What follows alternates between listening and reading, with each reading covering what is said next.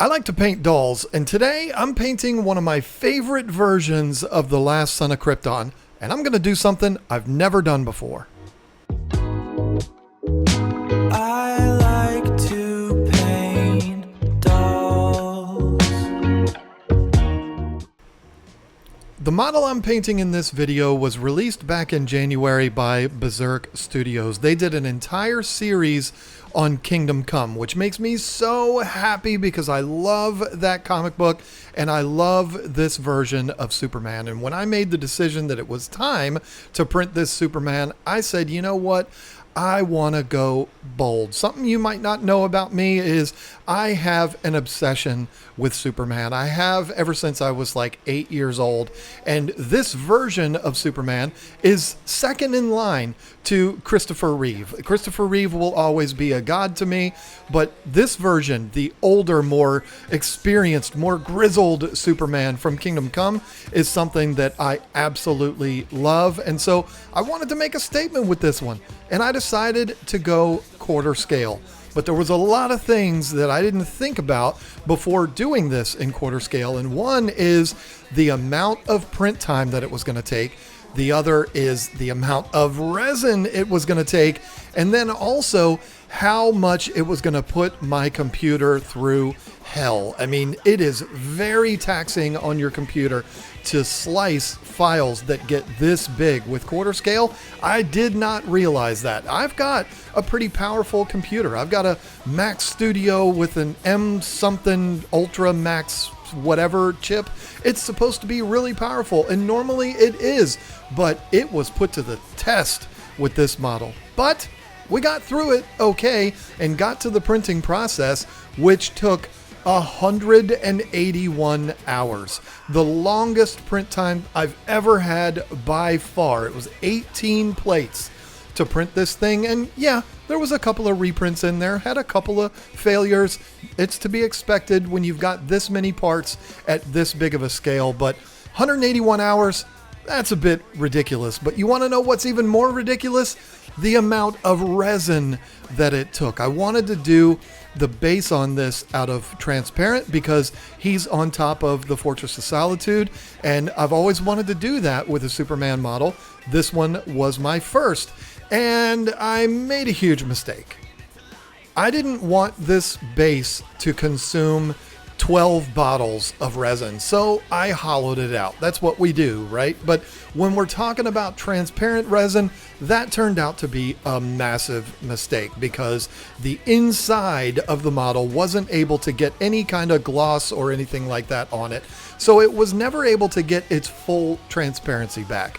And I mean, it's okay, it's fine. It still made the point that I was trying to make with it to kind of make it look like ice, but it wasn't as perfect as it could have been in the end.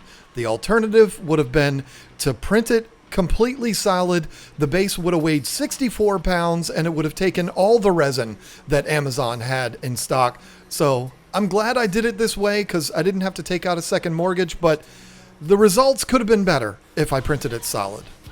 But even with printing it hollowed, it still consumed over 2,000 grams of resin or 2,000 mLs. I don't understand those measurements. 2 bottles, more than 2 bottles of Sunlu transparent resin.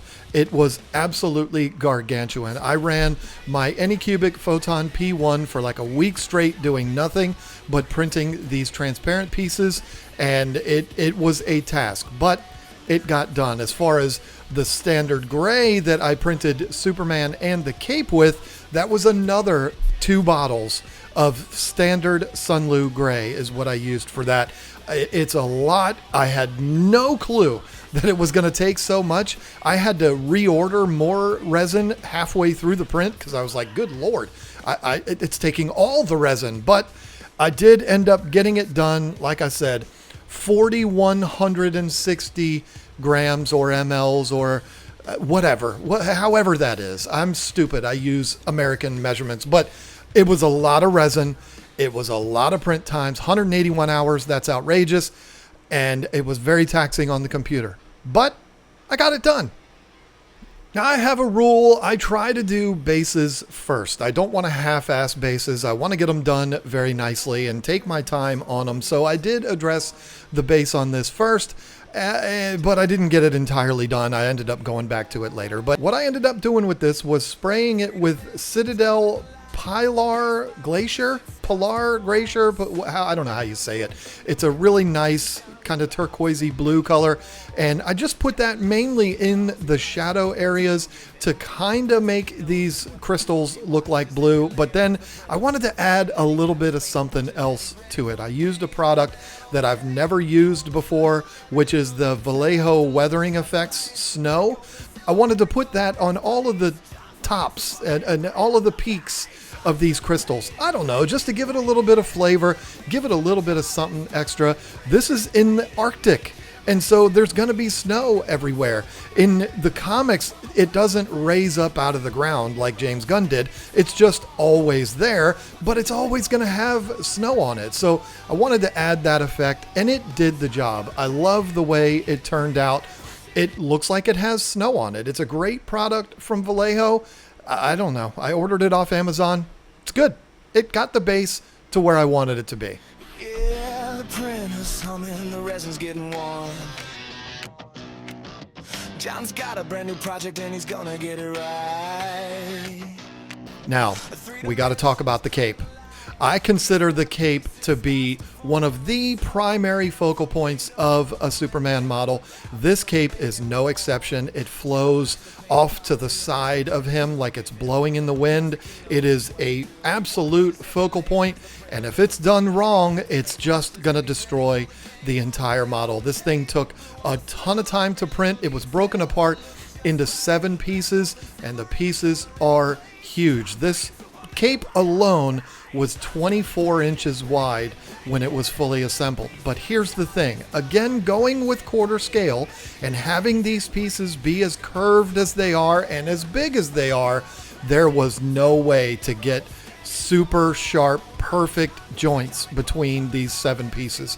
There's going to be gaps, and there were gaps. So I came up with a way that I think solved the problem of these gaps, and I think it's pretty genius, if I don't say so myself. I had to go back to my furniture repair days where I had to recreate textures and things like that and throw out all the stops for this thing. So here's what I did. I started out with wood filler to fill in the gaps. It's something that I've used on every model I've ever used, and it works great. It dries really fast and it sands really well. But when the gaps are as big as these were, and there's so many of them, and it's on a main focal point that's going to stand out from a mile away, it required a couple of coats of this wood filler. It was basically put the wood filler on, sand it nice and flat, and then see where the voids are, put more wood filler in there, and just keep building it up until all of those gaps were absolutely full. And then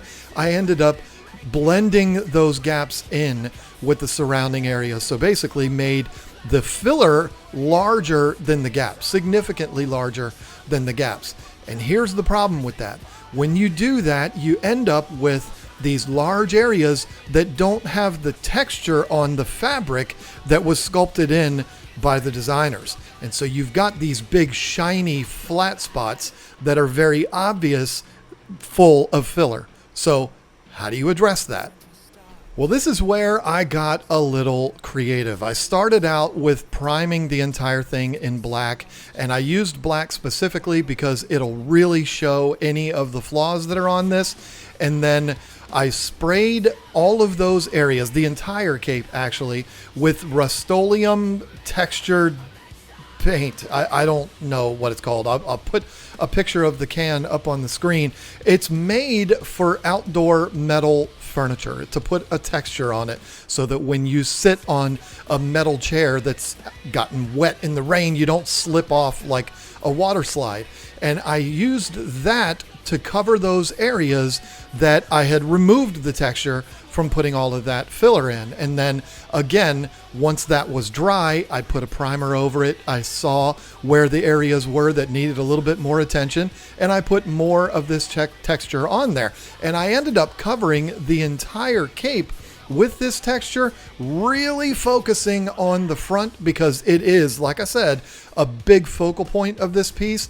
I got the back looking fine, but this is never going to be something that's in the middle of the room for me. It's going to be displayed up against the wall, so I wasn't as concerned with the back. I didn't want the back to look like shit, but I didn't need for the back of it to be perfect. The front, I didn't want there to be any visible signs whatsoever that there were ever any gaps on there, and this texture actually did the trick. It was perfect in the end. I could not be happier with the way this turned out. If you struggle with big capes, even on 1/6 scale, and you want to really hide those gaps, use this texture. It works really well. It dries really fast, just like paint does. And once it's on there, you cover it up with paint, you never even know that the gaps were there. I'm really happy with the way this turned out. This thing weighs like 5 pounds when it's fully assembled, and it's going to be a struggle to get it attached to the figure in the end, but it looks great. 3 dimensions coming alive, piece by piece it starts to form. Now, I paint models in the evenings in my downtime, and I'm not exaggerating when I tell you I worked on that cape for almost a week in the evenings. Just it was a monster, but I ended up getting it done. I was really happy, but after that, I needed to completely shift gears and do something completely different. So I decided to go with the skin tones. I primed everything with gray and then came in with the Vallejo Violet Red. I used exactly the same paints that I always use on skin tones. I paint all of my skins the same, and I'm not going to apologize for that.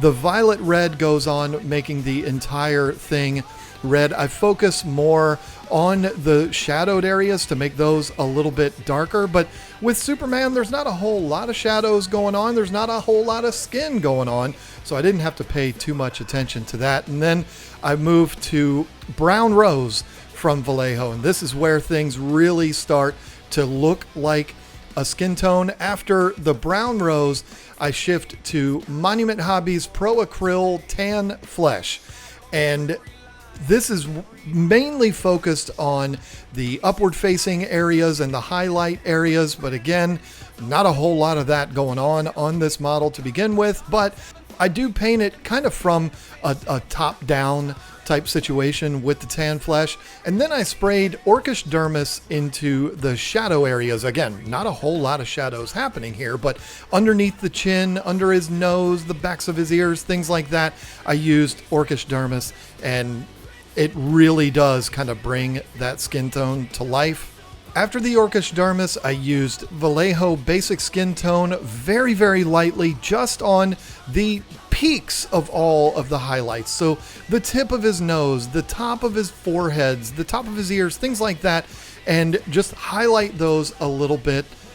And then with this one, again, Superman is very special to me. He's somebody I've been obsessed with my entire life, and this is a model that's going to be making a big statement. He's mounted right over my computer screen, and he's going to be watching over me every single day. I wanted to add little bits to this to make it a little bit better than my normal models are, and so I decided to go in with a very fine brush and some contrast paints from Citadel and just paint in those wrinkles and cracks and things like that in his face. If you don't know this version of Superman, this is an older version of Superman, and so his face has got some wear to it. Kryptonians age a lot slower than regular humans, but they do age, and he's got some age to his skin. So using the Gilliman Flesh and Reichland Flesh Shade and even Drakenhof Nightshade, I colored in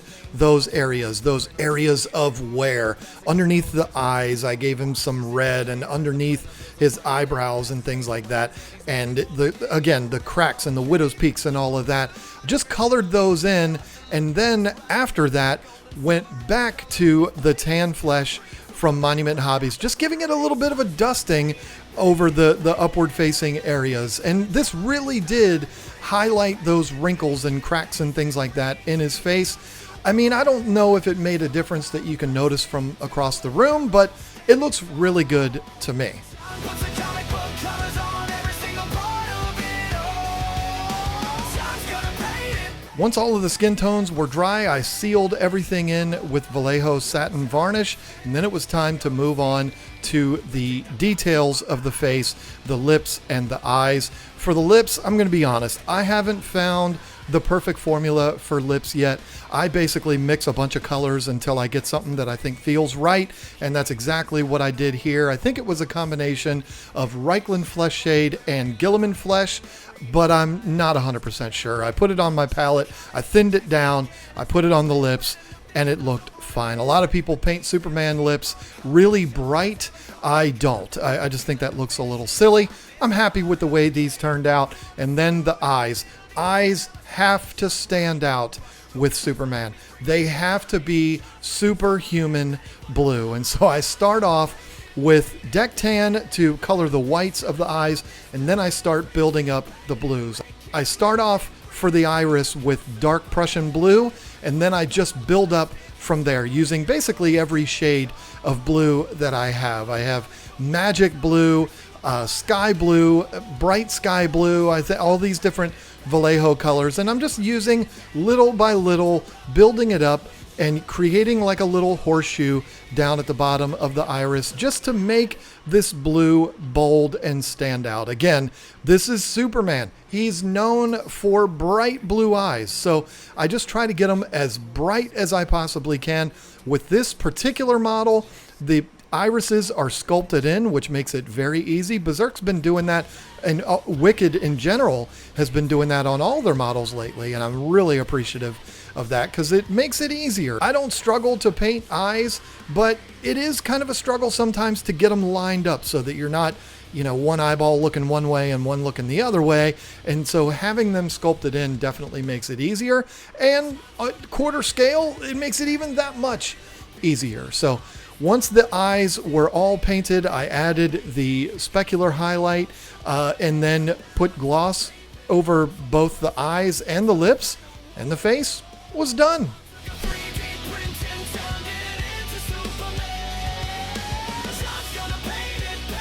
For his hair, this is where things get a little interesting because this Superman is different from the Superman that you're used to seeing. Again, this Superman has some age to him. We all know Superman has jet black hair. So when I paint Superman hair, I always just go Vallejo black. That's it. Couple of coats, it's good to go. I don't worry about any dry brushing or anything like that.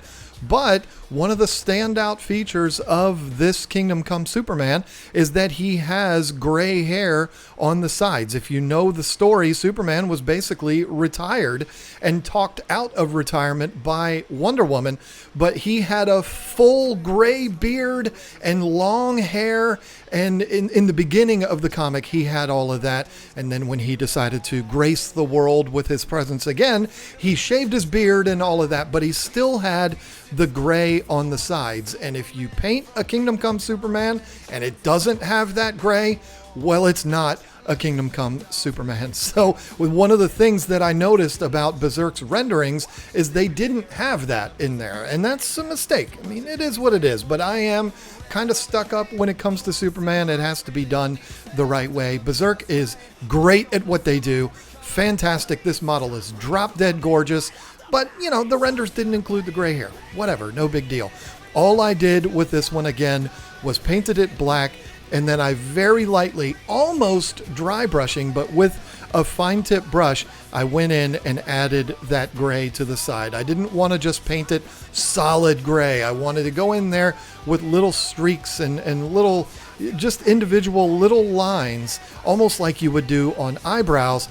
I did that for the gray just to add a little bit of flavor to it and just make it look like there was a little bit of gray going on the sides as well as down the back, but I didn't want to go extreme.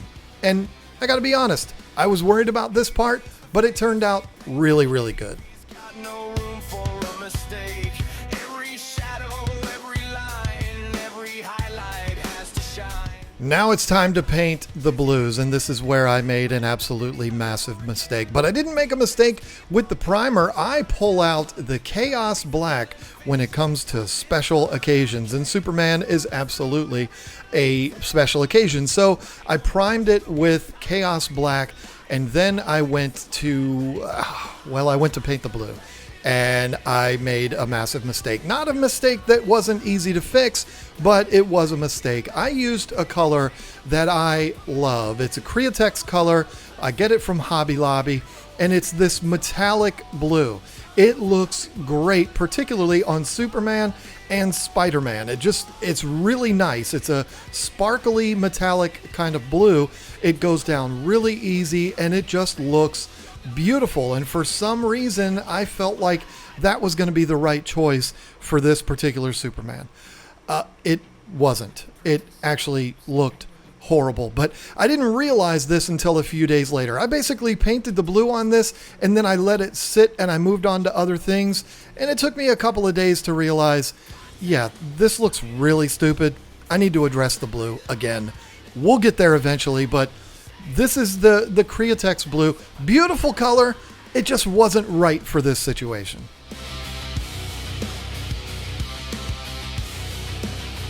For the reds on the boots, the cape, and the trunk, and the logos and stuff like that, I also primed with Citadel Chaos Black because, again, special occasion. And then I used Createx Red over top of that. This is something I've used on many Superman models, and it works out really well. Normally, you wouldn't want to prime with black if you're covering it with red, because the red will turn out to be really, really dark, almost like a burgundy.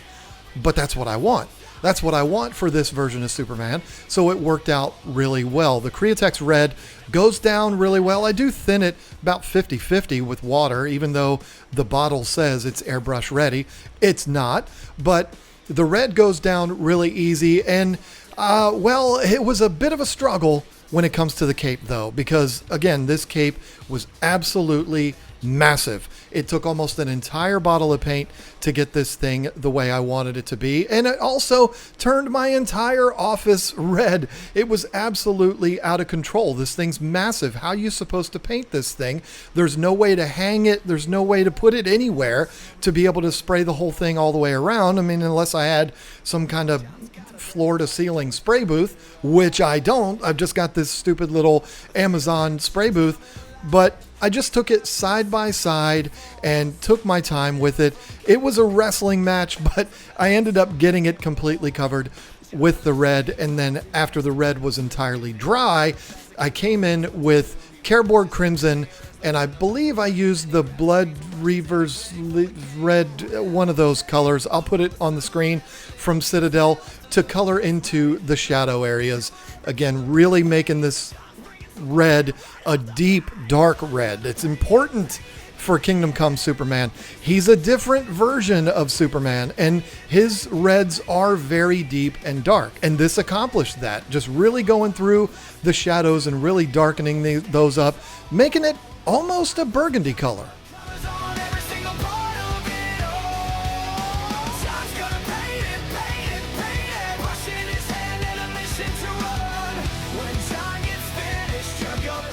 Now you might see these logos, you may see these Crest of the House of L, and you say, oh, that's the James Gunn version of the Superman logo.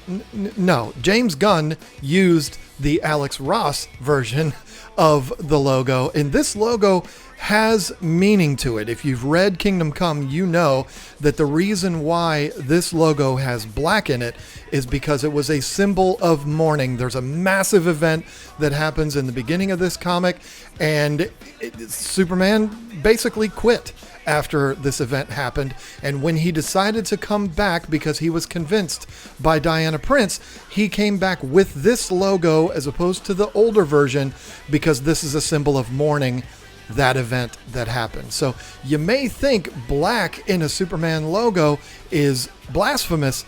It's not. This is straight out of the comics. I think it looks great. Of course, I'm partial to the original version, the one that looks like an S with Christopher Reeve, but this is a great version of it, and very, very easy to paint, because Berserk sculpted this chest crest, that's hard to say, chest crest. It's completely separate from the rest of the torso, which is great. Made it very simple to paint, and it also was sculpted really, really deep. So it was easy to get that black in there without it looking really messy. So all I had to do was paint it red like I did the other parts, and then paint it in the black.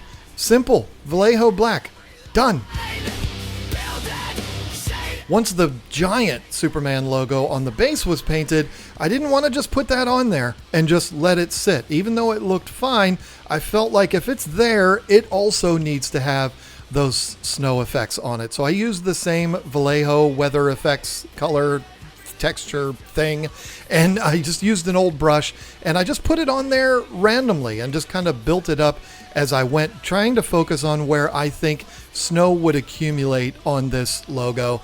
And it's fine. I put it on really thick, and the only problem with it is after a while, after it dried for a couple of weeks or cured for a couple of weeks, the red from underneath started to show through a little bit. So I did end up needing to go through and touch it up with white paint. Not a big deal, but I don't know if I did something wrong with it or if that's just a symptom of how it works. I don't know, but I really do think this added a cool effect to it and made it look like it was part of the Fortress of Solitude and not just something that was added later.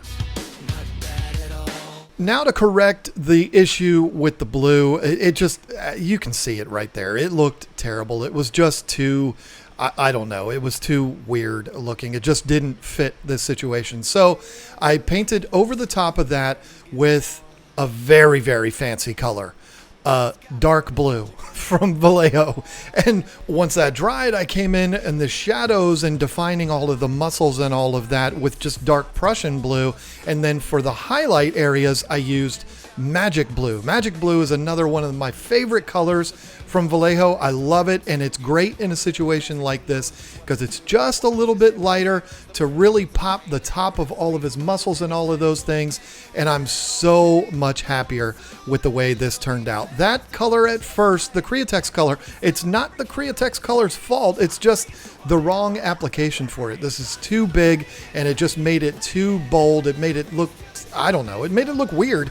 This is exactly how it really should look. His suit in Kingdom Come is darker. It's more of a rich blue, not the bright sky blue like the Christopher Reeve version of Superman. And so this fits. It's great. I'm super happy with it. I don't know how else to describe it.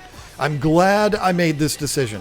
If I had left it with that original color, I don't know. It's something that probably would have haunted me forever.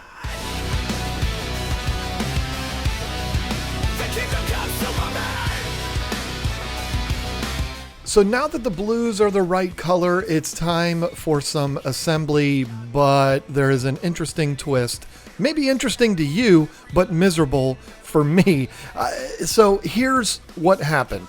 The footage that you're seeing right here of me gluing this whole thing up with 5-minute epoxy was filmed in mid-June. It's now early August, and I'm making this video. So this was a while ago, and I went through the huge wrestling match of getting him all assembled with the 5-minute epoxy, but for whatever reason, I don't know why, I have no explanation, I did not glue him to the base. This is something that's going to be displayed in my office. I didn't make it to ship to anybody or anything like that. So gluing him up entirely is completely fine. But for whatever reason, I didn't glue him to the base. I just put him on there. He stands up nicely on his own, and then I left him alone. And it's fine. He's sitting on my desk until I get a new shelf put in where I will display him above my computer screen. But here's the thing. Over the course of the last month and a half or so, he started to slowly lean over to his right or left. It's because of the weight of the cape. It's not all that big of a deal, right? I glued him up with the epoxy for the purposes of the final reveals on this video, so that would resolve that issue. But it actually didn't, because I didn't really know how to position him properly so that I could glue him with epoxy, have it set and dry, and not be crooked or anything. So once that epoxy set, I found that he was still leaning, and this was a huge problem. So I tried to straighten him up, and when I did, I broke his foot clean off. Yes, every model maker's nightmare, particularly when we're talking about a model that is as special as this one to me. It might not be special to you, but it's special to me. I was devastated, but it's not like the project is ruined. We got to start with the next phase of this project. Now, I mentioned it earlier in this video, but I'm going to talk about it again now. For 17 years of my life, I did furniture repair and antique restorations. This is where I would go into somebody's house and I would have to repair old furniture, and sometimes that would involve sculpting little carvings and things like that, and filling in large voids that over time had been whatever it was that created it. And so I had to use things like epoxy and epoxy putties and things like that. And I learned a lot of little tricks. And with this, I had to implement all of them because I needed to not only glue him and glue him secure, but I needed to straighten him out. And because I had glued him crooked before, that meant that there was a gap in the foot. I wasn't able to just glue the foot up perfectly. I had a little gap there. So I filled that gap with epoxy putty. I let that dry, started the carving process, and got it as hidden as possible. I mean, this is one of those things that was never going to go away entirely, but I was able to get it to go away enough so hopefully nobody notices it unless I point it out to them. That's the goal there. So once I got it all smoothed out using this stupid little sander thing that I don't know if I like yet, I repainted that boot, which meant I had to mask everything off, prime it, paint it with those reds again and all of that. And I think it turned out pretty well. I was able to get him nice and straight by laying him on blankets and using the blankets to kind of bunch him up under certain areas to get him set at the right angles and all of that. It was challenging, but I was able to get it done and get him nice and straight and then repaint that boot. And again, hopefully nobody ever notices. If they do, they can just take this model, shove it right up their ass, and get the hell out of my house. And also never come back. But no, in all seriousness, hopefully nobody notices this. It's something that I'm always going to notice because I know it's there, but I hid it as much as I possibly could. So with all the twists and turns of this project, I do have to say, in the end, I am delighted with this. Probably my favorite project that I've ever done because it is Superman. He is huge, and he turned out, in my opinion, to be great. I am absolutely thrilled with how this turned out. And let me tell you, the adventure of printing quarter scale was so worth it. Yes, it took a long time. It consumed a ton of resin. It cost a lot. I went through a lot of paint, but in the end, it's absolutely worth it. I loved this project so much, and if I had my way, I would do things the creative collector style. I would print everything huge. The problem is I don't have anywhere to put all of the huge models, so I am going to end up sticking with 1/6 scale, but on special occasions and with special models, I'm absolutely going back to quarter scale because it was a blast.